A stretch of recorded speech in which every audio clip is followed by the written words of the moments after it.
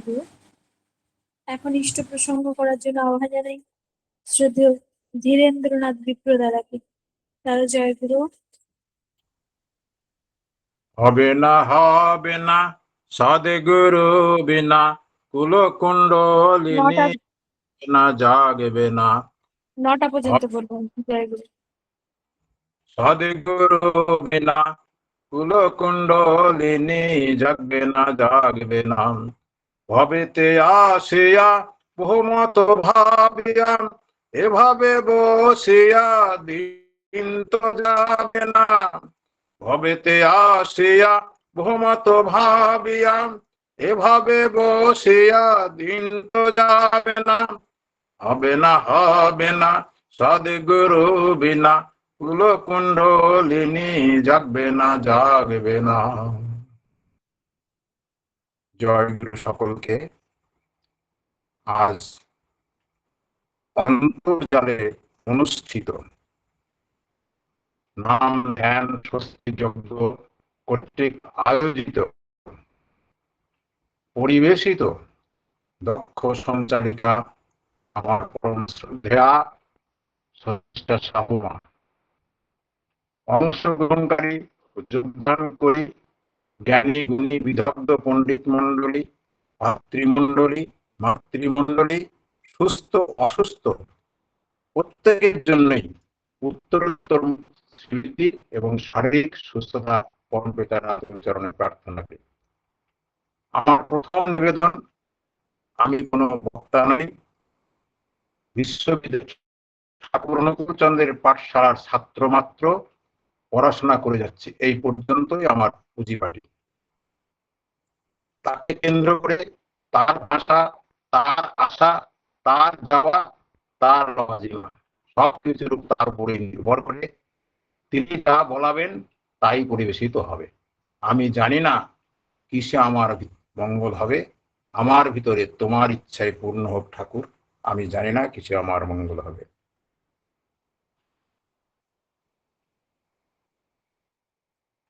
এটা আমার 78 বৎসর বয়সে 289 নম্বর ক্লাস। এই নাম ধ্যান স্বস্তি যজ্ঞ লিঙ্কে আমার সৌভাগ্য হয়েছে এই প্রথম আলোচনা করার সুযোগ করিয়ে দিয়েছেন আমাদের শ্রদ্ধা শর্মিষ্ঠা সাহুমা। বিষয়বস্তু নির্দিষ্ট না হলেও আমি একটা বিষয়ের উপরে বেশিরভাগ আলোকপাত করে থাকি।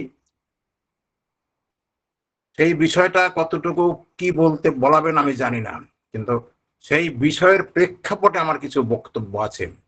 যেহেতু এই লিঙ্কে প্রথম আমার সৌভাগ্য হয়েছে। শ্রী শ্রী ঠাকুর বলছেন, সত্যদর্শীর আশ্রয় নিয়ে স্বাধীনভাবে চিন্তা করো এবং বিনয়ের সহিত স্বাধীন মত প্রকাশ করো।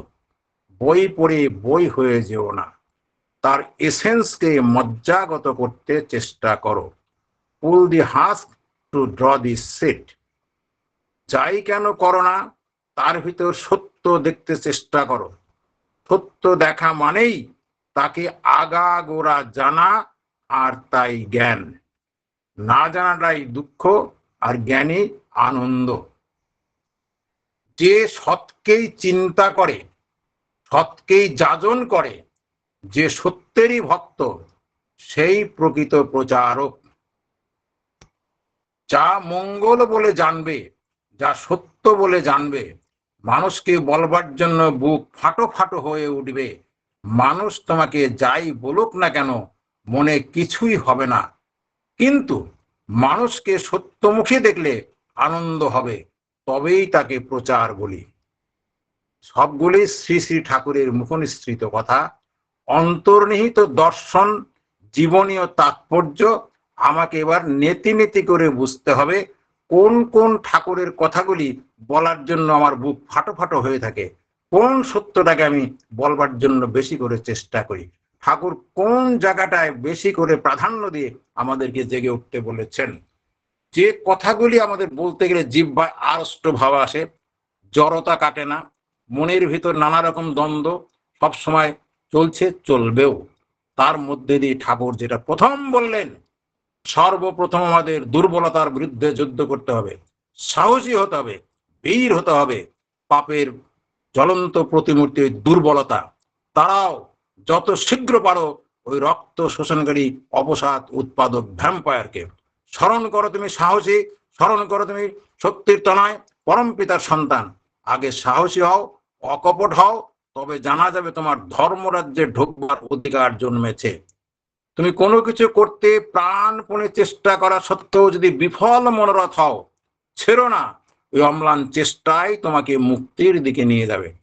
কোথায় কি অবস্থায় আমরা এখানে যতগুলি গুরু ভাই বোনেরা এখানে যুক্ত হয়েছে, যার যার অন্তরের কাছে জিজ্ঞাসা করে উত্তর খুঁজে নিতে হবে। আজকে শ্রী শ্রী ঠাকুরের যে কথাগুলি বলা, তিনি বলছেন মানুষের মঙ্গল তার অভ্যস্ত সংস্কারের অন্তরালে থাকে, আর পরমপিতা তখনই দণ্ডিত হন তার দেওয়া মঙ্গলটার সঙ্গে অভ্যস্ত সংস্কারের যখন বিরোধ উপস্থিত হয়। তাই প্রেরিত পুরুষ স্বদেশে কুৎসামণ্ডিত হন। জন্মগত সংস্কার, পারিবারিক সংস্কার, তারপরে হচ্ছে পরম দয়ালের সংস্কার। আমরা যে জন্মগত সংস্কার জন্মগতভাবে নিয়ে এসেছি, তাকে পরিপুষ্ট হচ্ছে পারিবারিক সংস্কার উন্নতির দিকে। তার থেকে সেই গণ্ডি ভেদ করে যখন এই পরম পুরুষের সংস্কার আসতে যায়, তখন কিন্তু বিরোধ উপস্থিত হয়। কারণ দীর্ঘদিন যেটা আমরা করে এসছি, সেটার সাথে অন্য একটা সংস্কারে মিলাতে গেলে ঘাত প্রতিঘাত শুরু হবেই। এর জন্য কোনো আইন কানুন যুক্তি লাগে না, এটা হচ্ছে প্রাকৃতিক সত্য। সেই বাধাকে অতিক্রম করেই যদি আমি বেরোতে পারি, তাহলে বুঝতে হবে আমি সংস্কার মুক্ত হওয়ার পথে চলেছি মাত্র ছাত্র হিসাবে। আমাদের প্রতিটি ঘটে ঘটে সন্ধে সন্ধে একেবারে বাধা ছাড়া কিচ্ছু নেই। কোন বিষয়টা আমাদের জীবনে ঠাকুর যেটা সবচেয়ে যজন যাজন ইষ্টভীতি সস্তয়নী সদাচার অধ্যয়ন অধ্যাপনা আত্মসমালোচনা, এই সমস্তগুলির পাশে সবচেয়ে অভাব হচ্ছে আত্মসমালোচনার। প্রশ্ন নাই, উত্তর নাই, বিশ্লেষণ নাই, বুদ্ধির প্রকাশ ঘটছে না। নামে মানুষকে ধীর স্থির এবং গ্রহণক্ষম করে। ধ্যান মানে কোনো একটা বিষয় নিয়ে লেগে থাকা, কিন্তু বিক্ষিপ্ত হলে কিন্তু সেটা ধ্যান হলো না। তাহলে পরম দয়ালের বহু কথা বলা আছে, আমার বোধে যদি সেগুলি ধরা না পড়ে কিংবা ধরিয়ে না দেওয়া হয়, তাহলে যেমন চলছে তেমন ভাবেই আমাকে চলতে হবে। এর জন্য কারো যুক্তি তর্ক লাগবে না। পরিষ্কার পরিচ্ছন্ন কথা। দেবরাজ ইন্দ্র যখন স্বর্গলোক থেকে মর্তলোক এসেছিল, মর্তের মানুষ কেমন ভাবে থাকে একটু দেখে আসি। গল্প, গল্প কখনো অল্প হয় না। গল্পের গরু গাছে ওঠে, কিন্তু গল্পের অন্তর্নিহিত যে নির্যাস, সেটা কিন্তু আমাদের জীবনে লাগে যদি আমি তাকে নিংড়ে নেওয়ার চেষ্টা করি। যদি আমার অ্যাক্টিভ উইল ফোর্স, সক্রিয় ইচ্ছা শক্তি যদি আমি ক্রিয়াশীল না করি, তাহলে কোনোটাই আমার বোধের মধ্যে ধরা পড়বে না। দেখা যাক, ইন্দ্র মর্তলোকে এসে ঘুরে ঘুরে দেখতে দেখতে এক শুকরীকে বিয়ে করে বসে আছে। বসে তার 8-10টা সন্তান হয়েছে। সে কাদা খাপড়ের মধ্যে সেটাকে নিয়ে দিব্যি শুয়ে আরাম করছে, আর ছেলে পেলেগুলি গায়ে পিঠে ঝাওয়াঝাওয়ি করছে। এখন স্বর্গলোক থেকে দেবতারা দেখছে যে ইন্দ্র যে মর্তলোকে গেল, সে তার ফিরে আসছে না। কতদিন থাকবে সে ঘুরতে গিয়ে? তারা খুঁজতে খুঁজতে মর্তলোকে এসে দেখে দেবরাজ ইন্দ্র সেই তার বাচ্চা কাচ্চা নিয়ে কাদার মধ্যে ডুবে আছে। তার কানে কানে দেবতারা গিয়ে বললেন, মহারাজ এইখানে থাকলে চলবে? স্বর্গপুরী তো রাজাশূন্য হয়ে পড়ে আছে, হাহাকার লেগে যাচ্ছে। তখন ইন্দ্র ফিস ফিস করে বলেছিলেন, যাও তো, আমাকে বিরক্ত করো না, আমি তো ভালোই আছি। ঠিক শ্রী শ্রী ঠাকুরের দর্শনে আমরা কিন্তু সব ভালোই আছি। ধীরেন্দা, আপনি বিরক্ত করবেন না। কারণ টাটকা সবজিতে স্বাদ একটু কম লাগে, মশলা দিলে সেই স্বাদটা একটু ভালো হয়। টাটকা সবজিতে ভিটামিন বেশি, মশলা দিলে সবজির ভিটামিন কমে যায়। তাই আমরা এমন কিছু অভ্যাস করে রেখেছি, যা শুনতে শুনতে, বলতে বলতে, লিখতে লিখতে সেগুলি আমাদের মন মানসিকতা, চিন্তা চাহনি, আচার বিচার, চাল চলন, ভাব ভঙ্গি, দর্শন অন্তর্দর্শনে মিশে গেছে, পর্দা পড়ে গেছে, মরচে পড়ে গেছে। সে মরচে পড়া পর্দা থেকে আমাকে বেরিয়ে আসতে হবে। লড়াইটা অন্যের বিরুদ্ধে নয়, লড়াইটা সম্পূর্ণই আমার বিরুদ্ধে আমার। যেটা পরম পূজ্য শ্রী শ্রী বরদা বলেছিলেন, হে ঠাকুর, সমস্ত বাণী আমার জন্য। যখন আমি বুঝতে পারলাম এই বাণীটা, এই কথাটার তাৎপর্য আমার জীবনে অভাব ঘটে গেছে কি ঘটে যাচ্ছে, হেন্সফোর্থ আমি সেইটাকে আর করতে দেব না বা করবো না, সেটা থেকে আমাকে সংশোধনের রাস্তা বের করে নিতে হবে। তার পরম দয়াল শ্রী শ্রী ঠাকুর অনুকূল চন্দ্র দয়া পরবশ হয়ে বলেছিলেন, তাকে কেউ জিজ্ঞেস করেনি। তিনি যে কতটা দরদি তার স্বতঃস্ফূর্ত ভাষা বিন্যাসের মধ্য দিয়ে সেটা আমাদের সামনে উপস্থিত হয়। আর যেগুলি প্রশ্ন করে আবিষ্কার করা হয়েছে সেটা প্রশ্ন করে করা হয়েছে, আর যেগুলি প্রশ্ন করার যোগ্যতাই আমার হয়নি, আমি পণ্ডিত হতে পারি, বিদ্যাসাগর হতে পারি, কিন্তু প্রশ্ন করবার জন্য যে অনেক কিছু জানার দরকার হয় সেটাও হয়তো আমার আসেনি, সেগুলি তিনি দয়া করে বলে গেছেন, সেগুলি তিনি কারো ধার ধারেননি। তার একটা কথা বলি, যখন অনেক পণ্ডিতের সামনে দেখছেন ঠাকুরের কথা সঠিক মতো কার্যকরী হচ্ছে না কিংবা কেউ লিখছেন, তিনি তখন বলছেন, ফিস ফিস করে বলছেন যে পরম পিতার কাজ অজ্ঞাত অখ্যাতর দিয়েই হয়ে থাকে আমার মনে হয়। তাহলে খ্যাতিমান যারা ঠাকুর যেটা বলছেন সব কথা কিন্তু লিখিত হয়নি বা লেখা সম্ভব হয়নি, এখনো হয় না, তাহলে তার মধ্যেও কিছু কিছু কথা ঠাকুরের হয়তো মনোপ্রত হয়নি, তাই তিনি ফিস ফিস করে বলেছেন। সেখানে ছিলেন শরৎদা, প্রফুল্লদা, আরো অনেক পণ্ডিত ব্যক্তিরা ছিলেন। আবার তিনি সেই একই পাশাপাশি বলছেন, ঠাকুরের মুখের ভাষা, যে মানুষের বুঝেরই গোলমাল হয়ে গেছে, তার থেকে বিচার বিবেচনা ও সিদ্ধান্ত সব কিছুতেই বিভ্রান্তি দেখা দিচ্ছে। ওই গোড়ায় ভুলগুলি আগে সারতে হবে, ওই জায়গায় হাত না পড়লে পদে পদে ভুলই পুঞ্জীভূত হতে থাকবে, নিস্তারের পথ থাকবে না। দুষ্ট জ্ঞানী স্রষ্টা জানিস, ভ্রান্ত বিবেকের কুয়ো কুটিল সিদ্ধান্তটি হবেই তাহার জের। ভালো করে আপনাকে আমাকে বুঝে নিতে হবে, কুয়ো কুটিল যে সিদ্ধান্ত সেটা জের মানে ব্যালেন্স ফরওয়ার্ড, জমতে জমতে জমতে এখন পর্দা পরে আমাদের দেহ মনোরাজ্যে জমে আসে। সেই পর্দাকে ঘাঁটতে গেলে সংঘাত সঞ্জায়তে জ্ঞানম, শ্রদ্ধাবান লভতে জ্ঞানম, একের প্রতি যদি অচ্যুত নিষ্ঠা থাকে, সে একই আরো বহু দিকের বিকশিত পন্থা খুলে দেয়। এটা আমার জীবনের উপলব্ধি। আমি যখন বসে থাকি, চলছি ফিরছি, পারছি না, তবুও যেন ঠাকুর সবসময় কাজগুলো খোঁচাচ্ছেন, খুঁচিয়ে খুঁচিয়ে বলছেন এটা হবে, ওটা হবে, এটা হবে। আমি ভাবেও পাই না, হে দয়াল, আমি তো এগুলি জানি না, বুঝি না, এটা আমার ভাববারও বিষয় নয়। এগুলি তো বড় বড় পণ্ডিতদের বিষয়, বড় বড় বিদ্যাসাগরের বিষয়। এ কাকে দিয়ে তুমি কি ভাবাচ্ছ? তাহলে ভাবছো বসে চলবে কিসে? তুমি ভাববার কে? তোমার ভাবনা ভাবছেন যিনি, তুমি ভাবো তাকে। আর তার ভাবনায় ভাবতে গিয়ে যে সমস্ত চিন্তারাজ্যের অকাল মৃত্যু হয়েছে, যে সমস্ত আলোচনা হয় না, কি অনলাইন কি অফলাইনে, যেটা ঠাকুরের বলা, ঠাকুর বলছেন প্রথম যে জিনিসগুলো আজকে চলছে দেশে, এই বর্তমান দেশে অপরাধের সংখ্যা যত বেড়েছে, কমেনি কোনো জায়গায়। ভগবান যুগে যুগে এসছে, আমরা বলি যুগে যুগে এসে যে ভগবান সবই পারবে, তাহলে এই সমস্যা থাকছে কেন? ভগবান একটা জিনিস পারে না, আমরা জানি সব পারেন তিনি, একটা জিনিস পারেন না, সেটা হচ্ছে তিনি কোনো মানুষকে মারতে পারেন না, ফেলতে পারেন না, আর ভালো না বেসে থাকতে পারেন না। তাই সর্বভূতে বিরাজমান পরম দয়াল শ্রী শ্রী ঠাকুর অনুকূল চন্দ্র যত উপেক্ষিত, বঞ্চিত, লাঞ্ছিত, জর্জরিত মানুষ পরিত্যক্ত অবস্থায় ছিল, সমস্ত মানুষকে তিনি এক সূত্রে গেঁথে চতুর্বর্ণের গুরুত্ব দিয়ে আর্য কৃষ্টির শাসন ব্যবস্থাকে পুনরুজ্জীবিত করার প্রয়াস চালিয়েছেন দীর্ঘ 81 বৎসর যাবৎ। আমরা কোথায় এসে দাঁড়িয়েছি? আমাদের জীবনে কোয়ান্টিটি বেড়েছে যত, কোয়ালিটি সেই অনুপাতে বাড়েনি। যদি বাড়তো তাহলে তার সেই না বলা কথাগুলি, না চর্চিত কথাগুলি আদৌ হচ্ছে না কেন?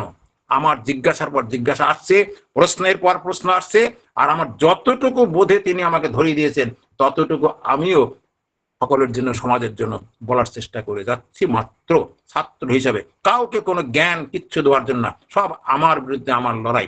আমি পারো সব বিপ্র শ্রেণীর মানুষ, পারো সব শব্দের মধ্যে বর্ণ সংকর, আজও সেটা সঠিকভাবে মূল্যায়ন হয়নি। ঠাকুর সেটা বলে গেছেন। যখন ঠাকুর দেখলো যে আমি যেটা করি সেটা তো জায়গায় আসছে না, ঠাকুর একটা বিশেষণ আগে জুড়ে দিলেন, নিখুঁত পারো শব্দের উপনয়ন দেওয়া লাগবে।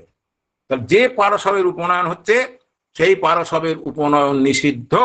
ঠাকুর সেই জন্য যেটা সেইটা লিখছে না, তিনি দেখেই নিখুঁত একটা শব্দ জুড়ে দিলেন, কোথায় পাবেন? আলোচনা প্রসঙ্গে পরিষ্কার বলা আছে, নিখুঁত পারো শব্দের উপনয়ন দেওয়া লাগবে। তাহলে নিখুঁত পারো শব্দটা আজও আবিষ্কার হয়নি।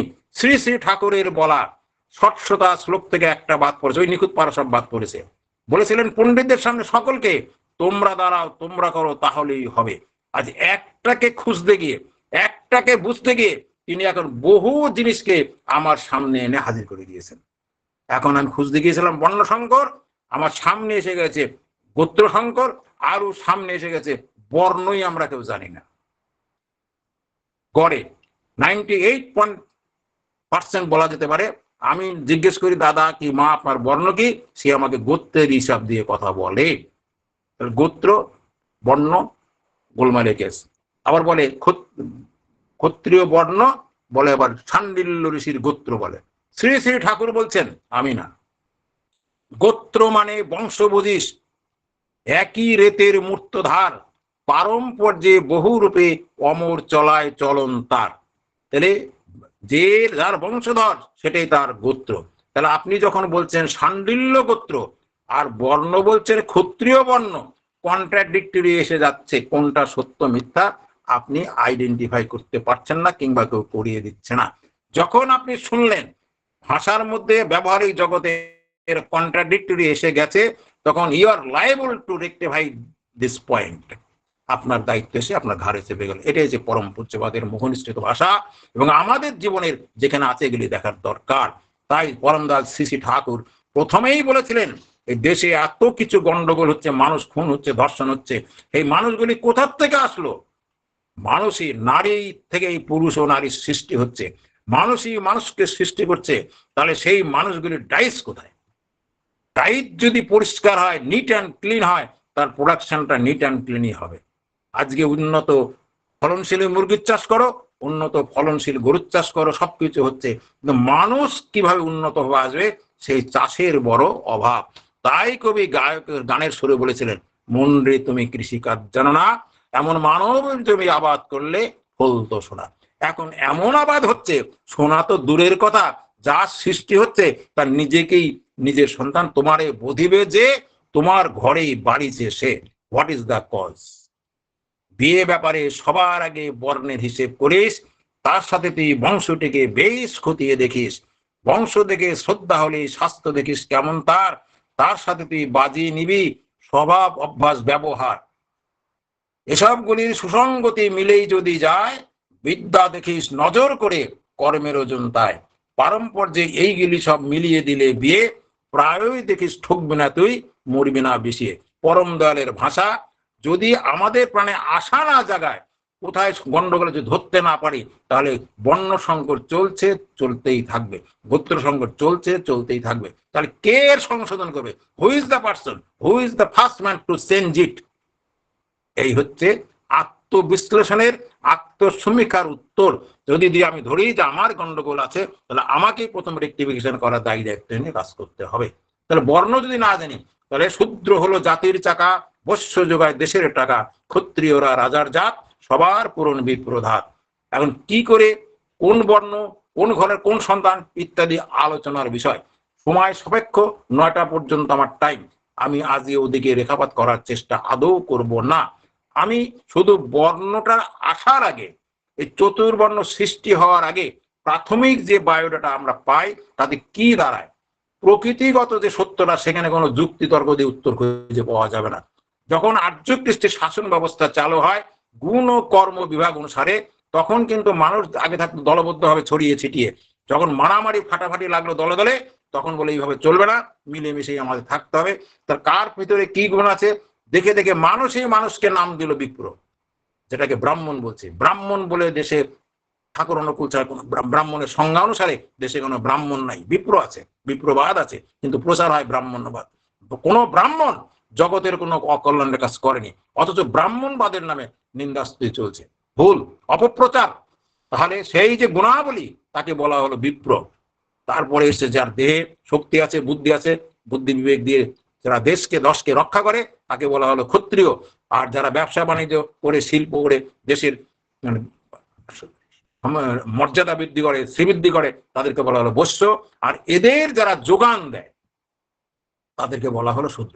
আধুনিক ভাষায় যাদেরকে বলা হয় বুদ্ধিজীবী, নিরাপত্তাজীবী, শিল্পজীবী, ব্যবসাজীবী আর শ্রমজীবী। তাহলে আধুনিক ভাষায় যে নামকরণ হয়েছে আর্য কৃষ্টির ভাষায় সেটাই ছিল বিপ্র, ক্ষত্রিয়, বৈশ্য, শূদ্র। ফাংশন যা ছিল তাই আছে, ভাষা শব্দের বিন্যাসে পরিবর্তন হয়েছে মাত্র। D group, C group, B group, A group, যার বাংলায় হয় প্রথম শ্রেণী, দ্বিতীয় শ্রেণী, তৃতীয় শ্রেণী, চতুর্থ শ্রেণী। অফিস আদালত যেখানে যে অবস্থায় আমরা আছি, যা করছি, সব জায়গায় এই শ্রেণীর মানুষই কিন্তু কাজ করে চলছে।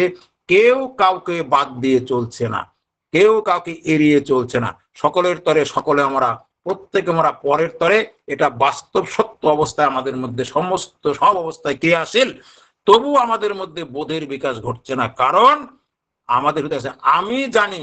অহংকে শক্ত করা মানেই অন্যকে না জানা। শক্ত যে যত বেশি হবে তার আর জানা কিছু হবে না। একটু প্যাসিভ হয়ে বিনীত হবে যদি আমরা জানবার চেষ্টা করি, আমার দাদা কি বললেন, আমার মা কি বললেন, উত্তর খুঁজে আমি পাবই।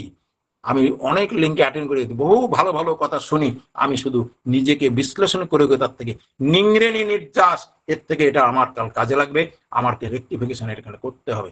তাহলে আজকে চতুর্বর্ণ আমরা পেলাম যে শূদ্র হলো জাতির চাকা, বৈশ্য যোগায় দেশের টাকা, ক্ষত্রিয়রা রাজার জাত, সবার পূরণ বিপ্রধাত। তাহলে সবাইকে যারা পরিপূরণ করে, পরিপূরণে যদি না হয়, আপনার ঘাটতে হলে আপনার জ্বালা হবে, আমার ঘাটতে হলে আমার জ্বালা হবে। আর চাওয়াটা না পাওয়াই দুঃখ। কেউ না, সব অবস্থায় রাজি থাকো, দুঃখ তোমার কি করবে? দুঃখ একরকম ভাব, সুখ একরকম ভাব। চাওয়ার ভাবটাই দুঃখ, চাওয়ার ভাবটাই দুঃখ। অতএব ভাবেরই আমূল পরিবর্তন চাই, চাওয়ার ভাব চলবে না। তাহলে না পেলে দুঃখ হবে, তাদের চাইলাম না, দুঃখ নাই, না চাইলেই দুঃখ নাই, প্রত্যাশা নেই, দেখবেন ঠিক আনন্দ আছে। যখনই প্রত্যাশার হয়তো কোনো কাজ করতে যাবেন, সে প্রত্যাশার যদি বিন্দু মাত্র পূরণ না হয়, আপনার ভিতরে কিছু না কিছু দ্বন্দ্ব, কিছু না কিছু, কেন আমি আয় ভয় করতে যাবো? আর যদি না চাই, তাহলে মনের দিকটা আমি ফিরি। আমি সেই জায়গায় থেকে দাঁড়িয়ে কথাগুলো বলছি। আমার জীবনে কোনো প্রত্যাশাই ঠাকুরের কাছে আমি এখনো পর্যন্ত, একমাত্র 1968 সালে যখন বিপর্যস্ত 68 সালের বন্যায়, তখন ঠাকুরকে একটা চিঠি লিখেছিলাম। আমার ঠাকুর জীবিত থাকতে দীক্ষা হয়েছে, কিন্তু চর্মচক্ষু দর্শন হয়নি। আমি ঠাকুরের ফটো দেখে আকৃষ্ট হয়েছিলাম। সেই চিঠিতে তিনি লিখেছিলেন একটা কথা, যে যজন যাজন ইষ্টভীতি পরায়ণ, চাল জল খেয়েও যজন যাজন ইষ্টভীতি পরায়ণ হয়ে পড়াশোনা চালিয়ে যেতে হবে, কোনোভাবেই বন্ধ করা যাবে না। এখন আমার বয়স 77+, আর 1968 সাল তখন আমার বয়স 17 কি 18।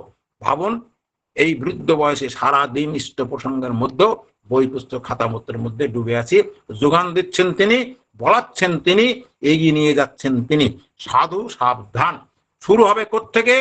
যেখানে গলদ সেখান থেকে শুরু করতে হবে। যে জায়গাটায় গলদ, অন্য কোনো রাস্তা নেই। আপনি যেভাবেই বোঝেন আর বোঝার, যেখানে গলদ ধরা পড়ে সেখান থেকে স্টার্ট করতে হবে।